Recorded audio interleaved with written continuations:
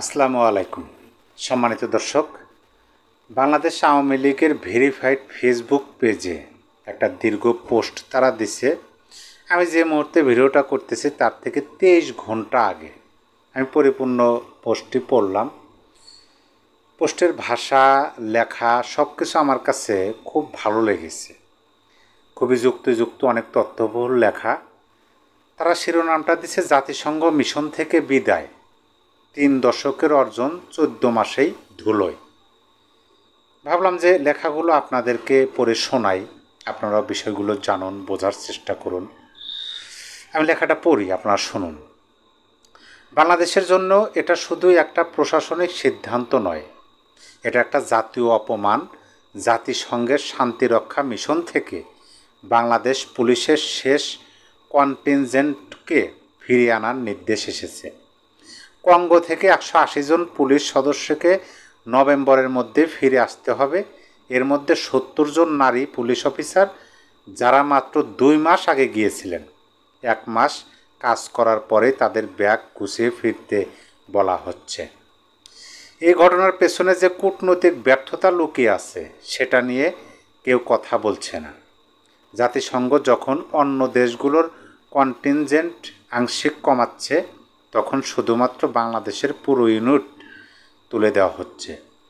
Cameroon, Senegal, মিশর সবার ক্ষেত্রে সংখ্যা কমানো হচ্ছে, কিন্তু পুরোপুরি সরিয়ে দেওয়া হচ্ছে না। এর মানে কি? এর মানে হচ্ছে বাংলাদেশের কূটনৈতিক উপস্থিতি এতটাই দুর্বল যে জাতিসংঘ আমাদের কথা শোনার মতো কেউ নাই।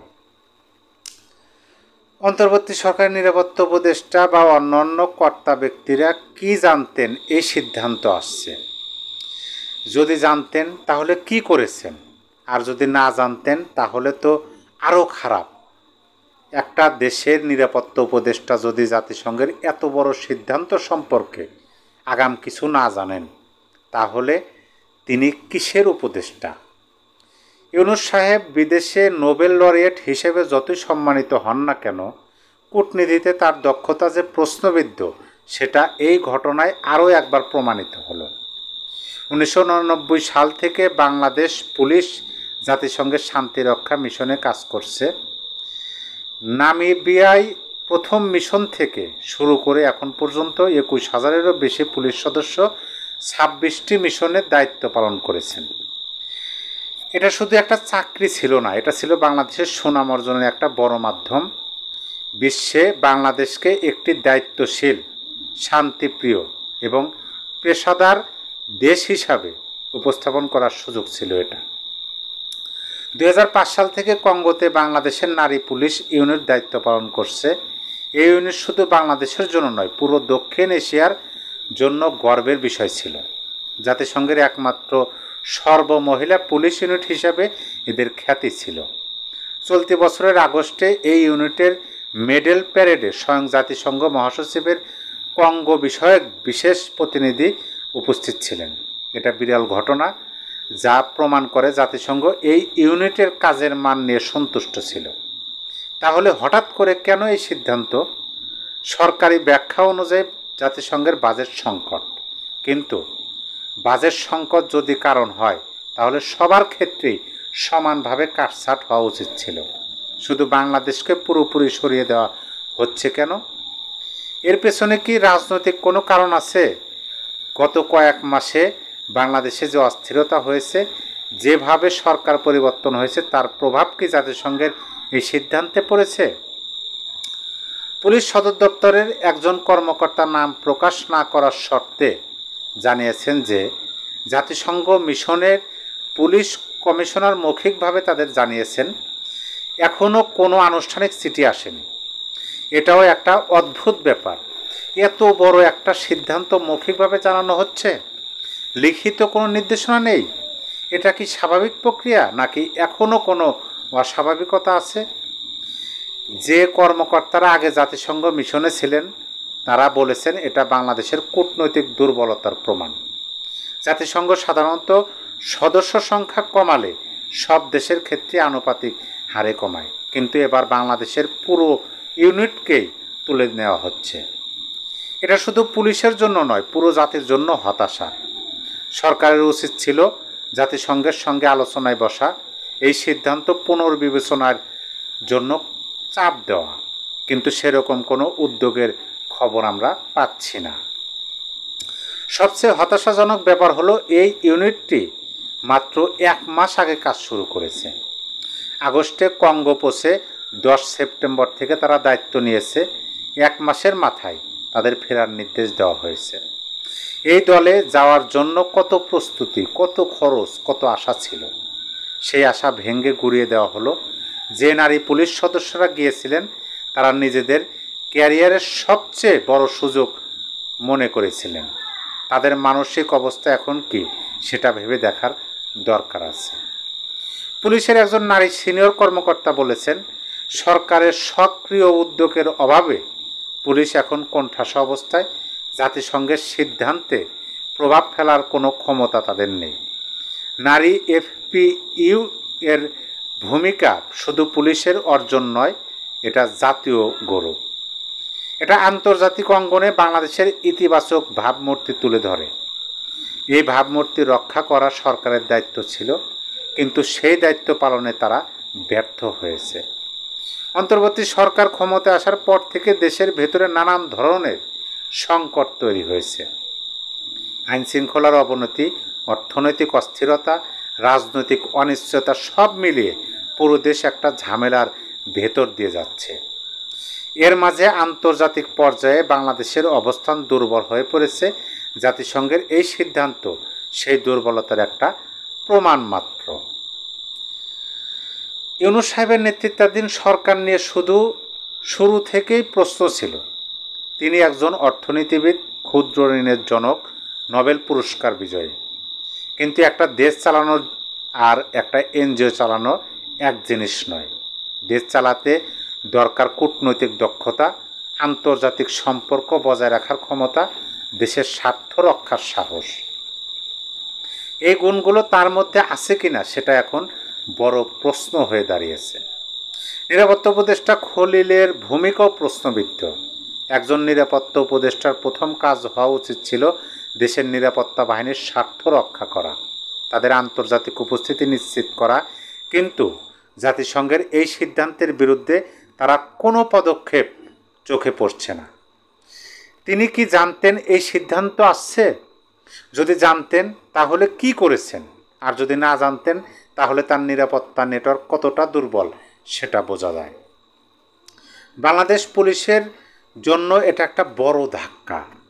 3 দশকেরও বেশি সময় ধরে তারা জাতিসংঘের মিশনের দায়িত্ব পালন করেছে, দেশের সম্মান এনেছে, আয় করেছে, অভিজ্ঞতা অর্জন করেছে। এখন সেই সুযোগ বন্ধ হয়ে যাচ্ছে। শুধু বন্ধ নয়, অপমানজনকভাবে বন্ধ হচ্ছে। যে দেশগুলো বাংলাদেশের চেয়ে অনেক পরে জাতিসংঘ মিশনে যোগ দিয়েছে তারা থাকছে, আর বাংলাদেশকে বের করে দেওয়া হচ্ছে। পুলিশ সদর দপ্তরের সহকারী পুলিশ সুপার শাহাদাত হোসেন এ বিষয়ে মন্তব্য করতে রাজি হননি। এটাও একটা সমস্যা। সরকারের পক্ষ থেকে কোনো স্পষ্ট বক্তব্য আসছে না। কেন এই সিদ্ধান্ত নেওয়া হলো, এর বিরুদ্ধে সরকার কী পদক্ষেপ নেবে, এসব বিষয়ে জনগণকে জানানো উচিত, কিন্তু সেটা হচ্ছে না। নীরবতা কখনোই সমাধান হতে পারে না, বরং সন্দেহ অনিশ্চয়তা বাড়ায়। জাতিসংঘের বাজেট সংকট একটা বাস্তবতা, কিন্তু সেই সংকট মোকাবেলায় কেন শুধু বাংলাদেশকে টার্গেট করা হলো সেটা অস্পষ্ট।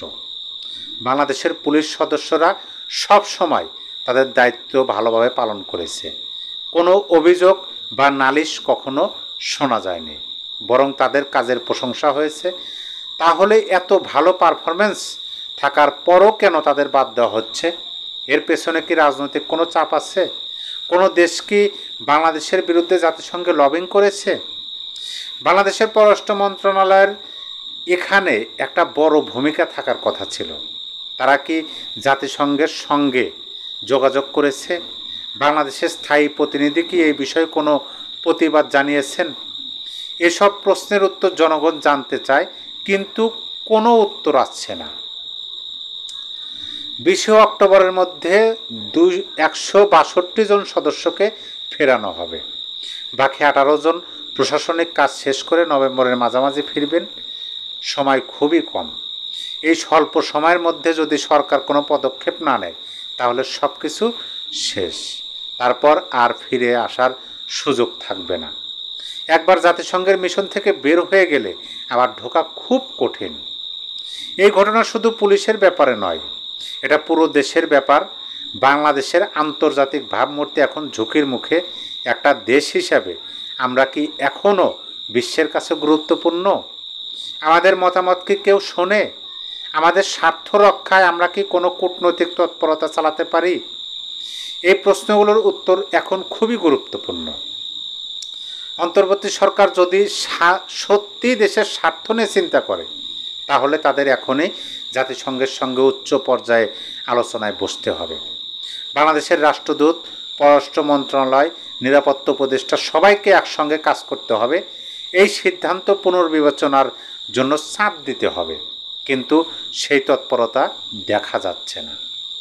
বাংলাদেশের জনগণও এই বিষয়ে সবচেয়ে সচেতন হওয়া দরকার। এটা শুধু পুলিশের চাকরি হারানোর ব্যাপার নয়, এটা আমাদের জাতীয় গর্বের ব্যাপার। 3 দশক ধরে আমরা যে সুনাম অর্জন করেছি সেটা এক মুহূর্তে শেষ হয়ে যাচ্ছে। ভবিষ্যতে আর কোনো দিন জাতিসংঘ মিশনে ফিরতে পারবো কিনা সেটাও অনিশ্চিত। যারা এখন ক্ষমতায় আছেন তাদের মনে রাখা দরকার যে দেশের সম্মান রক্ষা করা তাদের দায়িত্ব। তারা যেভাবে ক্ষমতায় এসেছেন, এখন যখন আছেন তখন দেশের স্বার্থ রক্ষা করা তাদেরই কর্তব্য। জাতিসংঘের এই সিদ্ধান্তের বিরুদ্ধে কার্যকর পদক্ষেপ না নিলে তারা ইতিহাসে অপরাধী হিসাবে চিহ্নিত হবেন।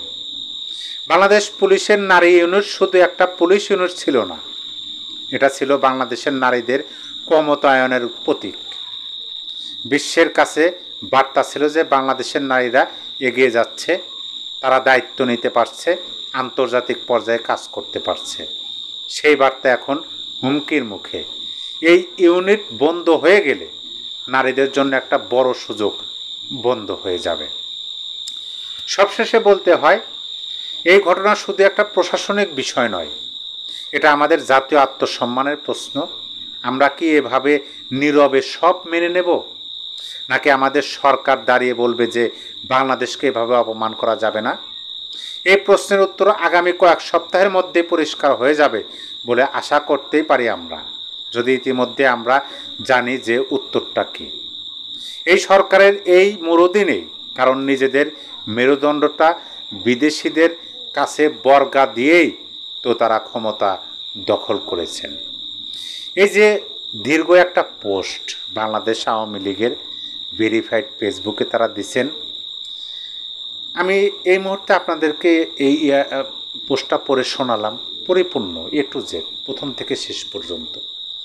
আমি এর আগে একবার পড়েছি, পরে এখানে অনেকগুলো তথ্য আছে, অনেকগুলো প্রশ্ন আছে।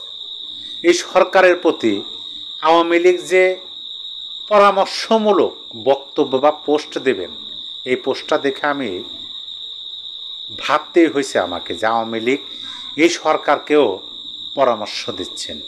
অবশ্যই সরকারের এখনই উচিত এই বিষয়ে পদক্ষেপ নেওয়া, জাতিসংঘের সাথে কথা বলা, যাতে আমাদের বিদেশের মাটিতে পুলিশের মান এভাবে ক্ষুণ্ণ না হয়।